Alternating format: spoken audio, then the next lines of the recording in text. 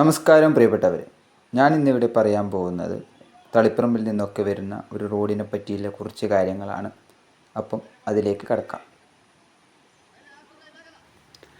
Taliparamba highway പള്ളി എന്ന് പറയുന്ന ഭാഗം, ആ സ്ഥലത്തിന് മുമ്പുണ്ടായിരുന്ന പേര് ഇന്നത്തെ ജനറേഷനൊന്നും അറിയോ എന്നറിയില്ല. തൊക്കലങ്ങാടി എന്നാണ് എൻ്റെയൊക്കെ ചെറുപ്പകാലത്ത് അറിയപ്പെട്ടിരുന്നത്. അവിടെ നിന്ന് നേരെ മാന്തംകുണ്ട് പാളയാട് എന്ന് പറയുന്ന സ്ഥലത്തൊരു പാലം, എനിക്ക് തോന്നുന്നു സ്വാതന്ത്ര്യലബ്ധിക്ക് ശേഷം 10-60-70 വർഷത്തിനടുക്ക് പഴക്കമുള്ള ഒരു പാലമാണ് പാളയാട് പാലം. ആ പാലമാണ് ഇപ്പോൾ പൊളിച്ച് പുതിയ പാലം പണിയുന്നത്. അതിനൊരു പ്രത്യേകത കൂടിയുണ്ട്. കാരണം NH-60 ഈ ഹൈവേയുടെ വർക്കുമായിട്ട് ബന്ധപ്പെട്ട് നടക്കുന്ന വർക്കിന് പട്ടുവം റോഡിലുള്ള മഞ്ചക്കുഴി എന്ന് പറയുന്ന ഭാഗത്ത് റോഡ് കട്ട് ചെയ്യേണ്ട അവസ്ഥ വരുമ്പോൾ ഒരു ബൈപ്പാസ് സർവീസ് റോഡായി ഉപയോഗിക്കാൻ ഉതകുന്ന ഒരു റോഡാണ് പാളയാട് മാന്തംകുണ്ട് റോഡ്.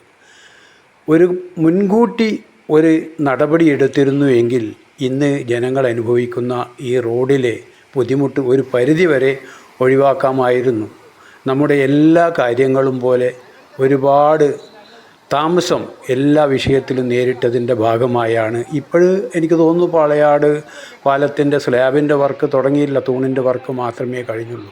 ഒരു കാലത്ത് പട്ടുവം, മുള്ളൂർ, മംഗലശ്ശേരി മുഴുവൻ ഏരിയയിൽ നിന്നും മൂത്തേടത്ത് ഹൈസ്കൂളിലേക്ക് കുട്ടികൾ നടന്നു വന്നിരുന്ന ഒരു ഷോർട്ട് വഴിയാണ് ഈ പാളയാട് പാലം. ചിറവക്ക്, നമ്മുടെ കണികുന്ന്, സോമേശ്വരം ആ ഭാഗത്തു നിന്നുള്ള ആളുകൾ കൂടെ ഒരു ഊട് വഴി വന്ന് പാളയാട് പാലത്തിലൂടെ സ്കൂളിലേക്ക് എൻ്റെയൊക്കെ ചെറുപ്പകാലത്ത് അങ്ങനെയാണ് നമ്മളൊക്കെ പോയിരുന്നത്.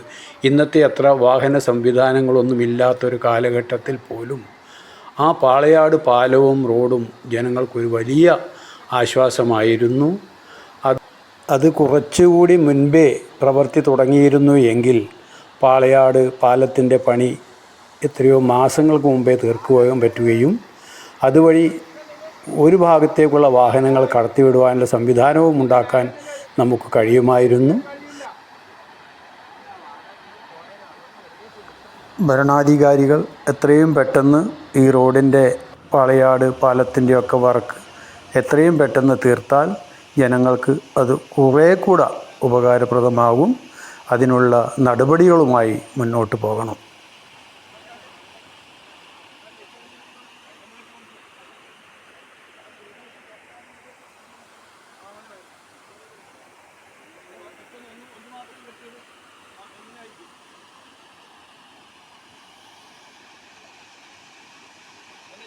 ഒരു തല കയറിച്ചിട്ട് ഇതിന് മേലെ കൊണ്ടിരിക്കും.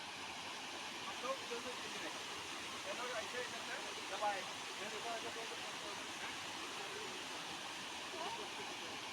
കുറച്ചുകൂടി മുന്നോട്ട് പോയാൽ ബാക്കോട്ടേക്ക് വലിക്കാൻ